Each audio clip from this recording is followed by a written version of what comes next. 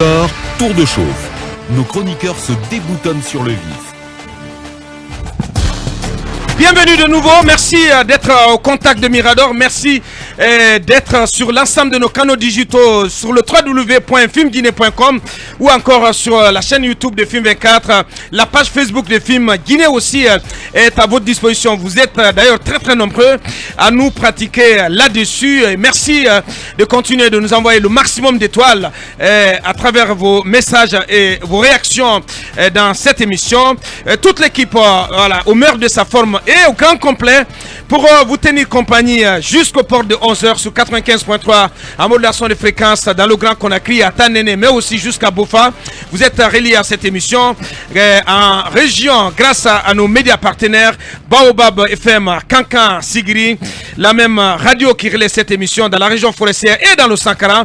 À Mamou, c'est Fraternité 95.0 qui s'y colle. Kindia est aussi dans la partie à travers Kanyazik. Merci à vous tous. On enregistre le retour de Nouhumbalde. Bonjour nous. Bonjour Abakar, bonjour à tous. Bienvenue. Et voilà, dire que tu nous avais beaucoup manqué. Encore une fois, nous en profitons pour te renouveler à toi et à ta famille nos condoléances les plus sincères pour les décès qui ont eu lieu dans votre famille. Merci Abakar, merci pour votre compassion. C'est vous qui m'avez manqué et j'ai senti que l'émission commence à me coller à la peau. On a senti aussi, on a senti l'absence de, voilà, du turbo, hein, j'ai envie de dire. Non, on cherche un qualificatif pour toi là. J'ai eu assez d'appels et croyez-moi, les samedis, on sincèrement, tu es à Mirador Mix comme Mohamed Kaba à Mirador ordinaire, voilà. C'est un peu ça.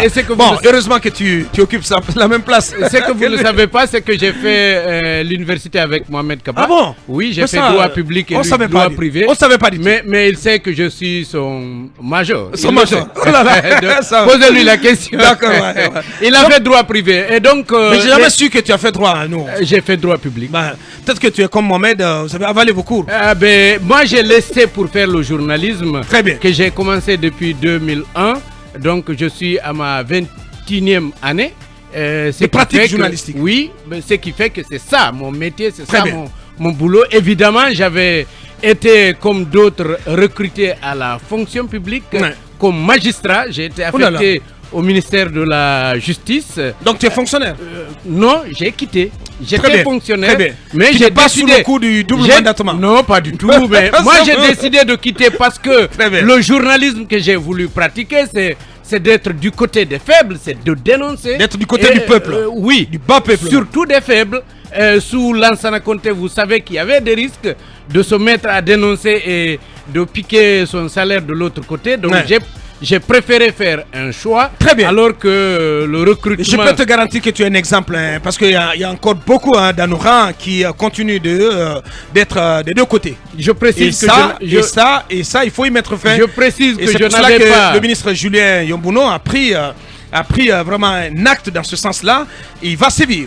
Je précise que je n'avais pas fait une démarche pour me faire recruter. J'avais eu une décision, je ne sais pas si vous vous rappelez, en 2005, une décision du ministre Keira, Alpha Ibrahima Keira, sous la primature de Selou Dalen, qui avait décidé d'embaucher les meilleurs de chaque université, les 10 meilleurs de chaque université. Il y a eu un groupe, le ministre actuel de l'économie et des finances et de ce groupe-là, beaucoup d'autres collègues, des juges, aujourd'hui des magistrats et d'autres fonctionnaires. Très bien. Mais moi, j'avais quitté parce que j'avais commencé le journalisme et je tenais à continuer à dénoncer. C'était pas bien de dénoncer et en même temps. Et tu le fais très bien d'ailleurs. Tu le fais très bien d'ailleurs depuis 20 ans. 21 ans. Merci beaucoup. Donc je disais que les samedis, je sentais mon absence. Puisque les samedis, je recevais des messages de gens qui me disaient que j'étais absent. Et à travers ça, j'ai compris que vous en avez parlé. Puisque j'ai eu des collègues comme Moussa Boiré qui nous écoute, qui est souffrant, qui est un collègue journaliste, mais qui nous suit régulièrement et qui m'a dit avoir entendu parler ici. Et d'autres auditeurs qui m'ont appelé. J'ai perdu mon grand frère Elhadj Mamadou Diallo Baldé qui était à l'hémodialyse de Donka. Il y a eu des critiques à ce niveau, je ne suis pas là pour ça. Les gens disent qu'il était bien portant et qu'il y a eu probablement des erreurs à ce niveau. On n'a pas...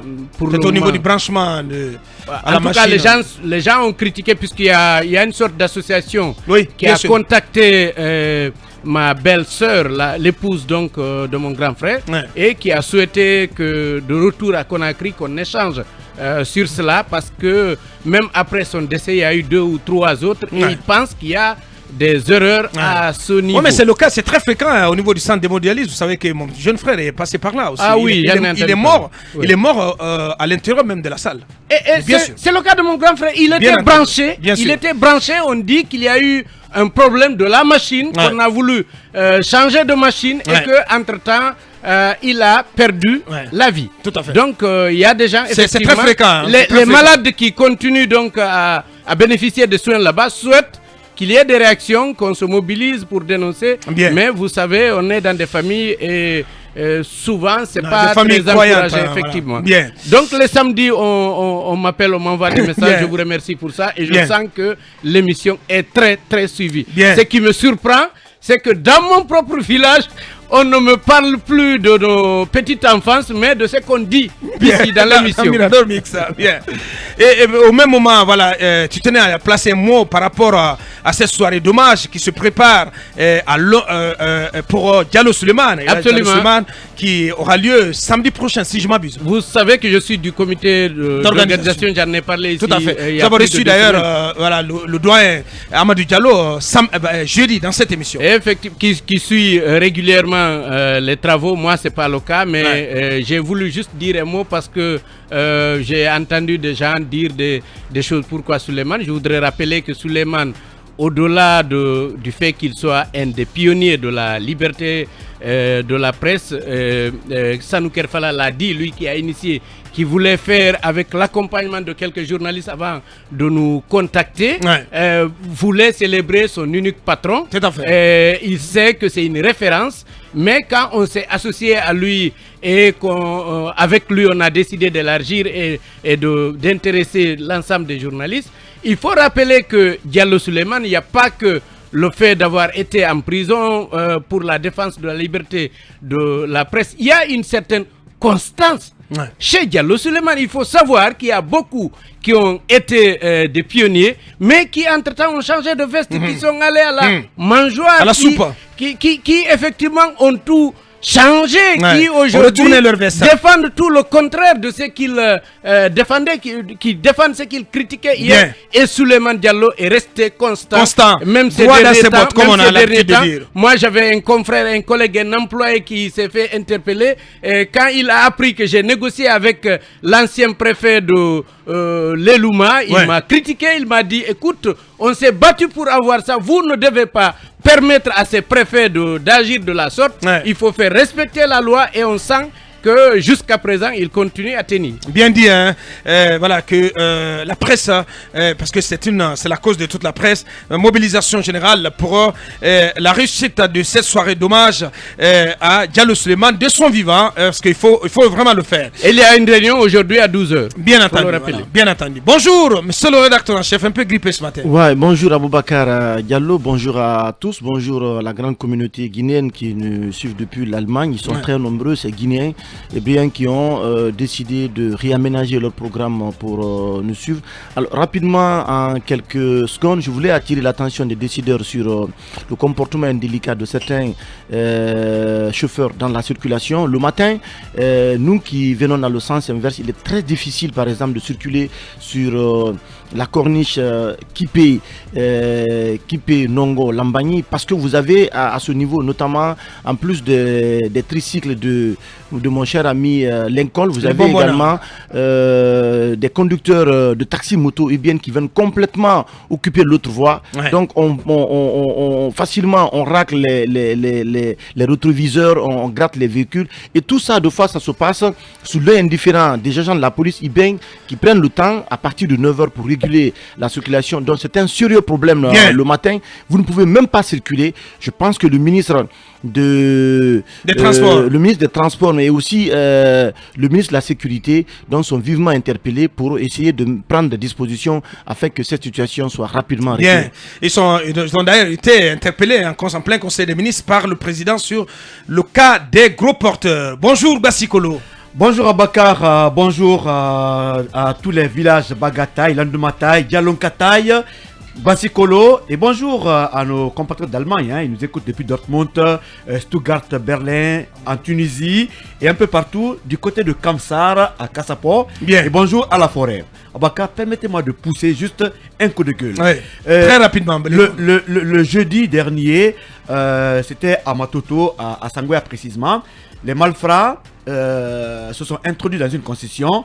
Ils ont tué un enfant. Diarra en parlait hier. Oui, et cet enfant a reçu un étudiant. Ouais. Mais vous savez pourquoi l'étudiant est mort? Non. Parce qu'il n'y a pas de centre de santé dans toute la commune de Matoto. Oui, il n'y a pas de CMC. On a pris le jeune pour l'envoyer du côté de Yansdine. Malheureusement, il en a succombé. Ouais, le trajet lui a été fatal. Très long. Ouais. Mais Abakar, il y a plus de 4 ans, le CMC de Matoto, le seul qui sert plus de 7 quartiers, est en rénovation, d'ailleurs abandonné.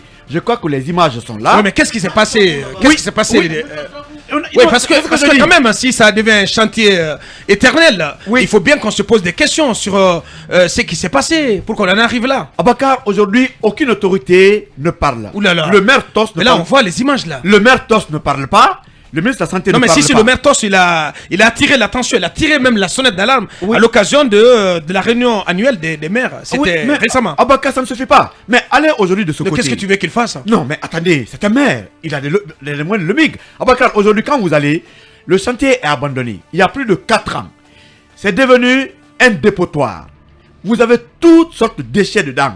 Les gens viennent déféquer à l'intérieur. Oh là là. Et c'est devenu également le nid des bandits. J'ai trouvé des jeunes là-bas avec leurs femmes, parce que leurs copines, qui préparent, qui se donnent. Qui préparent là-bas. Qui préparent sur place. Les filles droguées, des jeunes drogués, qui se donnent à l'alcool et tous les vols à l'arraché. Dans la commune de Matoto. Regarde sur Facebook et sur YouTube, voilà les images qui défilent à l'instant de ce CMC, de ce chantier éternel. Tous les vols à l'arraché à Matoto, le siège c'est là-bas, c'est là où les jeunes bandits viennent. Et il y a à côté même une prestation. Donc c'est le grand réceptacle. Mais bien sûr, une prestation où les gens, les jeunes du coin, de ces bandits-là, sont allés arracher tous les climatiseurs. Ils escaladent le mur, ils descendent là-bas à l'intérieur et personne n'ose venir. Bien. Alors, ce n'est plus un centre de santé, c'est devenu un nid de bandits. Qu'est-ce que le gouvernement fait? Le ministre de la Santé fait, le maire fait pour que ce centre aujourd'hui puisse être opérationnel. En Matoto, la plus grande commune de la capitale. Bien. Il y a plus Je pense que c'est une situation qui devrait très rapidement interpeller le ministre de la Santé. Bonjour Yaya. Bonjour Aboubakar. Bien, bonjour je disais, ça devrait interpeller le ministre de la Santé et même le président Doumbouya, qu'on a vu jeudi, après le Conseil des ministres, aller visiter le chantier de rénovation du Palais du Peuple, ce qui est vraiment un travail formidable, un travail à saluer. Il fallait que quelqu'un le fasse un jour, parce que le palais était dans un état, mais pas possible. Exactement. Pas possible. Exactement. Ouais. Donc, on espère que ça va attirer l'attention du colonel. Tout à fait. Bien. Et que des mesures seront prises pour corriger cette situation. Absolument. Bonjour, l'enfant de Koumi. Je voulais dire un mot sur ce centre, parce que Guinée Matin aussi a fait un reportage là-dessus à travers Tanouba. Je précise juste ce mot, que la construction a été acquise grâce au fonds de riposte contre Ebola. Vous savez que le professeur Alpha Condé en parlait très souvent. Ça avait été lancé à ce niveau. Au-delà donc de ce que vous dites par rapport aux nouvelles autorités, ce serait bien d'enquêter sur cette gestion. Pourquoi c'est à ce niveau que les travaux sont bloqués? Bien dit. Hein. Bonjour, cabinet. Bonjour Abouakar, bonjour à tous, bonjour Bienvenue. à nos auditeurs de Paris. Et mention spéciale à Malik Touré, l'intellectuel, l'ancien directeur de cabinet adjoint à la primature, que je salue et je lui souhaite meilleure santé. Meilleure santé. Voilà, ce grand intellectuel Malik Touré. Bonjour Dabola, à Gekedou, bonjour, Manu. Bonjour Abouakar, bienvenue bonjour à tous, bonjour à la diaspora particulièrement ce matin. Bien dit.